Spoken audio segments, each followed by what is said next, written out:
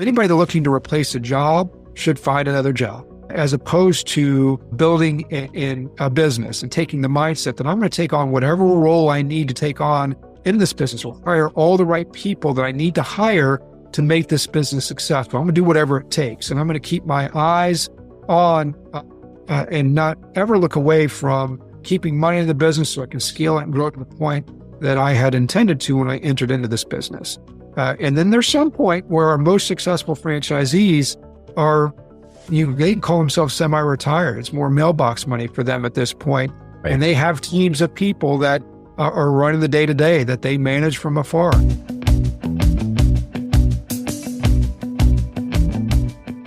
Hello, everyone, and thanks for tuning in to the latest edition of Fran Coach's Franchising 101 podcast. I am Tim Parmeter, founder and CEO of Fran Coach and your podcast host. Today, we are getting back to talking to some franchise partners. This show, we're going to talk about a brand that has been around for 70 years. That's even older than me. Wow. It is in an industry that has changed dramatically over time, but the brand itself has evolved faster than the industry to be able to stay ahead of the curve and continue to be a leader in the category. It is also a brand that has multiple ways to launch and ultimately scale your business. Sounds pretty cool, right? Before we get into that, let's again remind people of who we are. Fran Coach is a national search firm dedicated to working with individuals who are interested in owning a franchise. We're partnered with over 600 of the top brands in the country, spanning over 70 industries. Two real goals for our team. Number one, properly educate you on franchise ownership to determine if this is the path for you. And number two is to help you find your absolute best franchise to own. So that's a little bit about us. Now let's get to our guest. Today, joining us is the Vice President of Franchise Development for our featured brand, which is called Martinizing Cleaners, Mr. Brent Greenwood. Brent, thanks for joining us today. Oh, my pleasure, Tim. Excited to be here. Well, thank you. Yeah, no, thanks for joining. I'm excited to learn a little bit more about Martinizing, and because there are some very cool features of how this business can be run for owners. A lot of great options. Going to hit up all of that, but franchising at its core is a people business. So I always want to first and foremost get to know the people that we are fortunate enough to have on the show. But tell us a little bit about like the Brent story, and in particular, how did you get into franchising? Sure. Well, leading up to my entry into franchising, I spent most of my career in sales management and leadership roles, ran call centers, outside salespeople, anything in a sales leadership capacity. I've pretty much done it.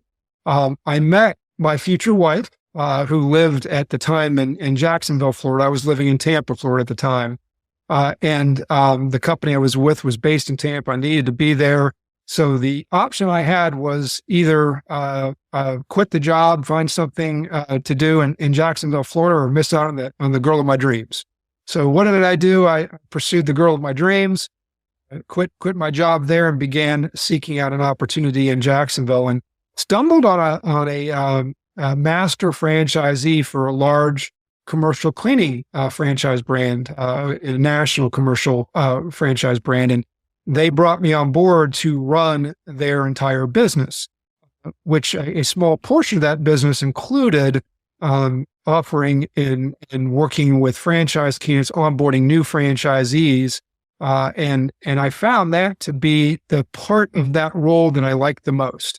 And because I was spending so much time doing so many other things that I didn't love, I decided after a year of learning the industry, I said, hey, the franchising industry is so unique. I'm compelled to go find something else in the industry.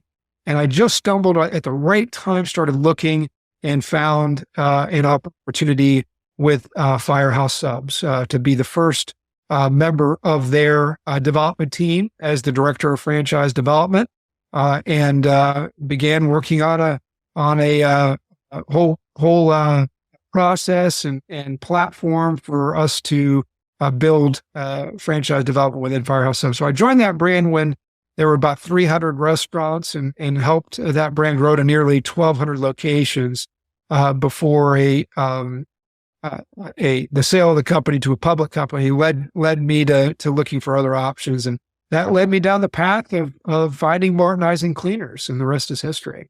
That's awesome. And so two things. One, now I'm hungry for Firehouse. I know we're not here to talk about them, but there's that. And then, so our wonderful 7 loyal listeners that tune in every week have heard this from me before, but I live in Arizona half the time. Well, now half the time.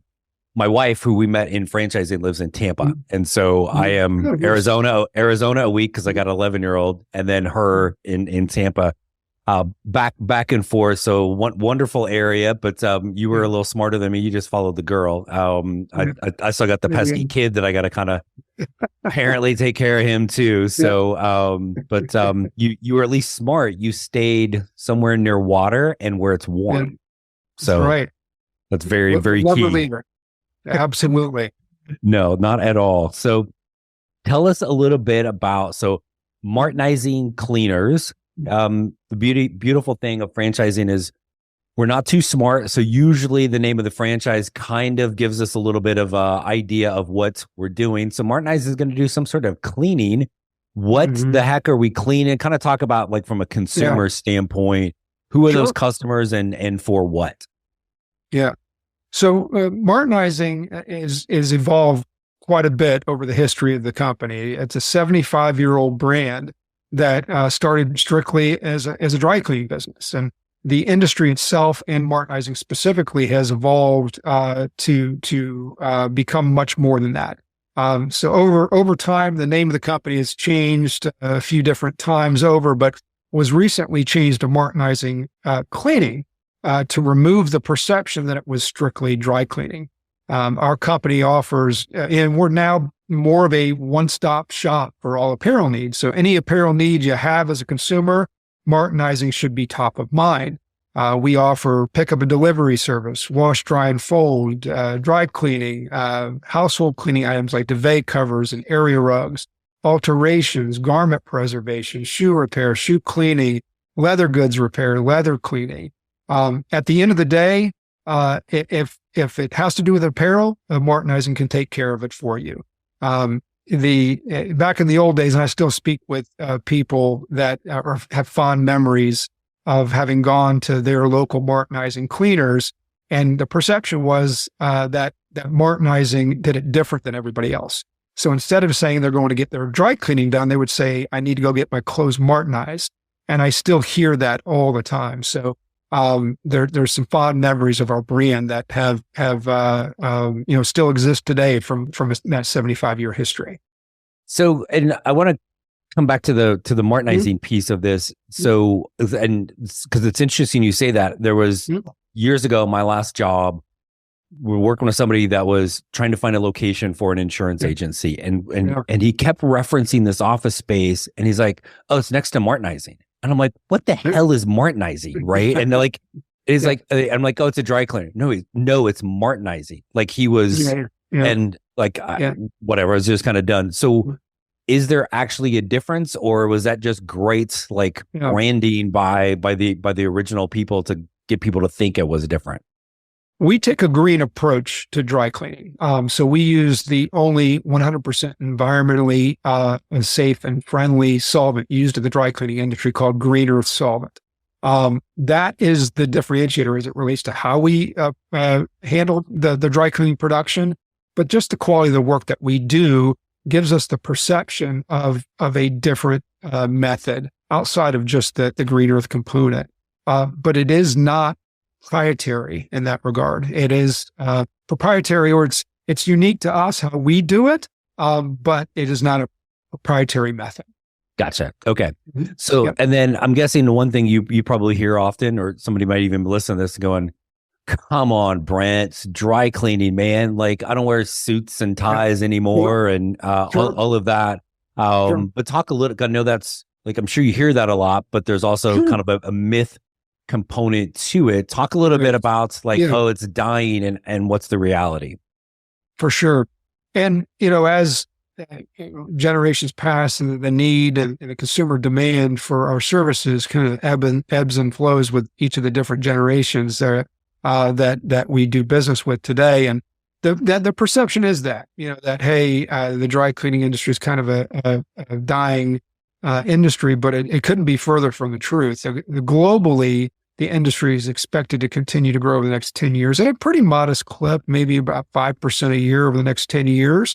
But our brand is experiencing exponential growth over the last 3 years, anywhere from 15 to 25% year over year growth in our brand. And much of that has to do with our sophisticated approach to the business. This industry is made up of smaller mom and pop owners who don't have a web presence, don't leverage technology, don't have any semblance of a real marketing plan. They've relied primarily on the one revenue stream of dry cleaning, a great location, and people coming by their location to drop off the items that they need clean. For us, we've got a web presence for every single location. We're SEO optimizing those locations. We're launching, full-scale digital marketing campaigns and reputation management to drive business to our locations. We're leveraging smart locker technology, pickup and delivery. We have an app that's integrated with those services, and we're not relying just strictly on great locations. So we're taking a sophisticated approach to an unsophisticated industry. And what that has done is we now appeal to all those different generations, where you've got the baby boomers that like to come in and bring their clothes into our locations, to the millennials who pay premiums for services like wash, dry, and fold. And they don't want to have counter interactions. They want to use your app. They want to order online, and they want to use smart locker technology. So we're appealing to all customer types and changing with those changing consumer demands. So the industry is robust and continuing to grow and bringing new technology into the fold every day. So it's an exciting time in the dry cleaning world. Well, and again, the innovation piece is what's really driving it, right? So if you were like, it's like, this is how we've always done it, this is how we're always going to do it. Like, that's right. Okay, that might be a struggle. And for those of you who can see the video piece, the sign behind you for Martinizing, I'm gonna guess that's not the brand new sign that just came out, right? That's probably the original location. It is. It's the very first Martinizing location, absolutely. And you're right about the innovation. We've all seen the brands that failed to innovate. Blockbuster comes to mind on that front. Obviously we've been able to evolve as the consumer needs have changed, and that's kept us relevant. Yep. Hey everyone, I wanted to take a quick break from our podcast to tell you about our amazing friends at Entrepreneur. If you're looking to become a franchisee or simply learn more about business ownership, and guys, let's be honest, you're listening to the Franchising 101 podcast, so we know you have some interest in this. And I really encourage you to go to entrepreneur.com to check out all of their great content and resources. Seriously, Entrepreneur has everything, all the way from a bookstore to the best podcasts, webinars, and videos, plus information on upcoming events and the latest articles that seriously, they cover all aspects of franchising and business ownership. If you're having trouble deciding which franchise is right for you, start with Entrepreneur's renowned Franchise 500 ranking, which highlights the best franchises of 2022.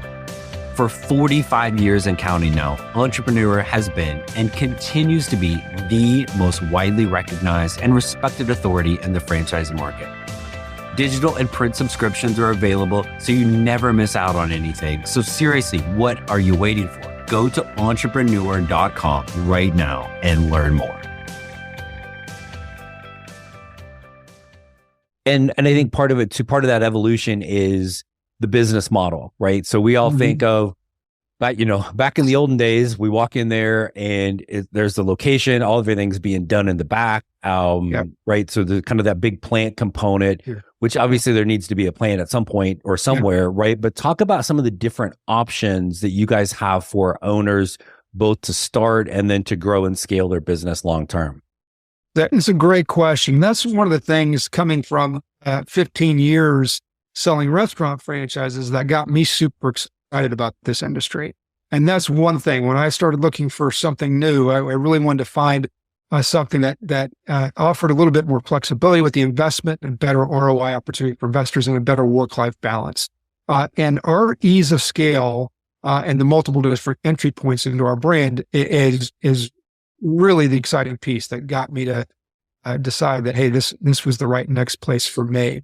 And the scale that we created is a hub and spoke model, with the hub of our business being a plant location. It's the most expensive entry point into our business, about an average of a $600,000 turnkey investment to open that plant. But it is a 2,000 to 3,000 square foot location that includes a small retail front and all the production equipment necessary to handle the fulfillment of the orders. And that hub allows the owner to do three different things: control all their cost associated with the business, control the quality of the work that they're doing for their customers, and then it creates a kind of a trampoline effect to growing and scaling the business from there. So once an owner invests in a plant, they never invest in a second plant. They then begin scaling their business through the addition of spokes, which could also serve as entry points into the business, depending on the investor. Those spokes include satellite locations, routes or pickup and delivery businesses, and smart locker technology, which is more of an additional revenue stream and not an entry point on its own. But satellite locations are just an entry point into the brick and mortar space, pickup and drop off locations with a conveyor and a couple POS systems. They're 700 to 1,000 square feet in comparison, and they cost a fraction of what it costs to open a plant, about $125,000 average investment for that. And you could open as many as 5 satellites that would all be supported by that one plant investment. And for mature dry cleaners, each satellite represents about a 1.5 multiplier profit to the business. So it's a huge impact on the scale and success of a dry cleaning business. And then these models are also complemented by pickup and delivery. Mature dry cleaners usually experience about 50% of their sales with pickup and delivery. So it's an integral and a very important component in addition to the brick and mortar investment. For somebody that's just wanting to dip their toe into the water, not quite ready for one of those bigger investments in the brick and mortar space, it says, hey, I've got a limited amount of capital to invest, but I know this is the right industry for me. They could enter in through that pickup and delivery piece, which would allow them to kind of reverse engineer the scale of their business. So having all that flexibility, multiple different entry points, ease of scaling the business is something that's really attractive about the opportunity with Martinizing Cleaners. That last piece, the smart locker technology, is just a small investment as low as $400 to purchase a bank of lockers that our franchisees either integrate with their brick and mortar locations or have them placed in places like apartment complexes, high-rise office buildings, taking our brand to where the customers are, allowing them to use our brand outside of the normal business hours and through that app technology. And it's just a great way to grow brand awareness and grow the revenue. And I think regardless of the generation, post-COVID, like we all want what we want, when we want it, how we want it, right? Yeah. And if it's more convenient for me to, oh man, I couldn't get to the dry cleaner in time to pick everything up. That's right. Yeah, well, I can roll in there at midnight and get it or drop it off or whatever, right? So, which is again part of that growth and that innovation. You mentioned with those different entry points, right? You can start with the plant, but you don't have to, right? So if you start with the satellite location or kind of the pickup delivery, like then what? So now somebody dropped off their stuff at my location. Now what the heck do I do with it? How does that work? We align our franchisees who use the satellites and pickup and delivery as their entry point into the business. We align them with a plant that can handle all their production for them. Of course, they pay a portion of their revenue to that plant for that production support. But we are fortunate, our parent company, Clean Brands, owns the Green Earth solvent company that we use. So that Green Earth solvent company licenses our product to over 1,800 licensees across the world. So we tap into that network of affiliates for production support in markets where we may not have a Martinizing plant that's already there. Gotcha. So you're making sure that it's still the same level of quality and you still have that green Yes. component with that. Awesome. Okay. Absolutely.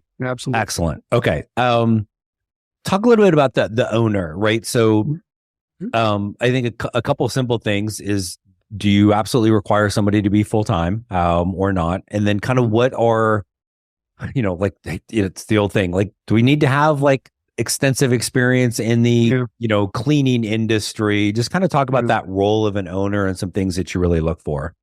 Sure. No, we don't require full-time involvement in the business. With a caveat, of course, if the owner themselves is not going to be fully engaged in the business, then there's somebody that's taking the lead and running the day-to-day operations of the business. That could be somebody you've hired. It could be a minority business partner. Whatever structure they present to us is just something we have to feel comfortable would represent the brand well, and frankly, do right by the investor, whoever's putting all the money into the business. We want them to be successful. We have franchisees from all walks of life, most of which do not have dry cleaning experience. And frankly, we prefer it that way. Those with dry cleaning experience have their own idea on how things need to be done versus being open to and willing to adopt the Martinizing way of doing things. And that's what we all know makes franchising so successful, is following the proven system makes you successful. And if you are interested in following that system, then you should start, Joe's Dry Cleaner. Right. Versus, and no offense to Joe in this scenario, that's really the value of a franchise. We're looking for those that have a true entrepreneurial drive. And when I say true entrepreneurial drive, I'm excluding those that think they have that, but are confusing it with a desire to replace a job. Right. Anybody that's looking to replace a job should find another job, as opposed to building in a business and taking the mindset that I'm going to take on whatever role I need to take on in this business, or hire all the right people that I need to hire to make this business successful. I'm going to do whatever it takes. And I'm going to keep my eyes on and not ever look away from keeping money in the business so I can scale it and grow it to the point that I had intended to when I entered into this business.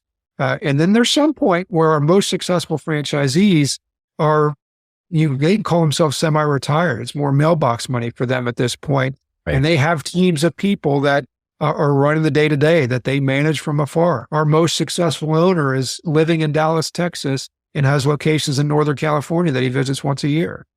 So that didn't come easy, though. He built that business and was able to enjoy the fruits of his labor. So I wouldn't say we're looking for any one thing. Any person could be right for Martinizing with the right mindset approach to making the business successful.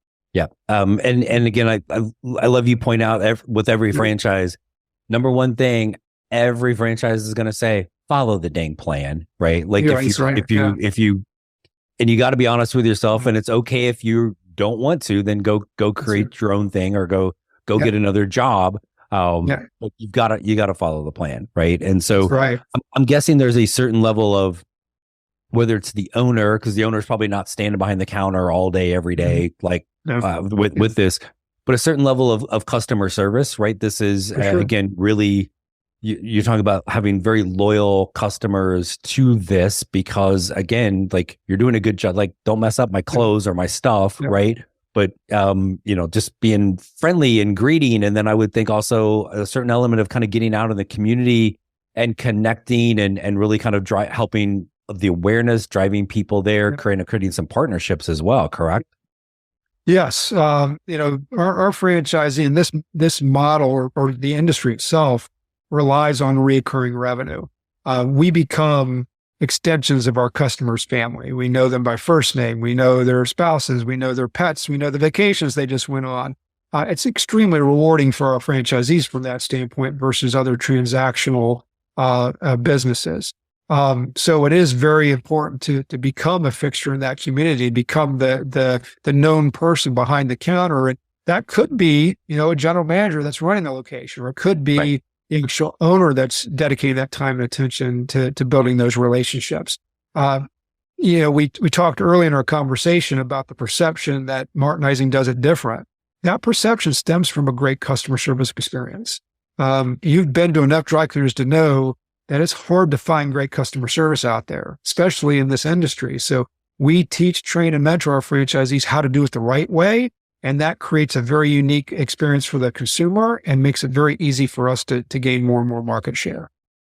Talk a little bit about some of the support mechanisms from Martinizing the franchisor to those franchise owners who, again, in most cases, really don't have any experience in this industry, especially if we're going to start with a plant. Like, there's stuff that we need, big stuff, to be able to clean it. How do we do it? How do we do it properly?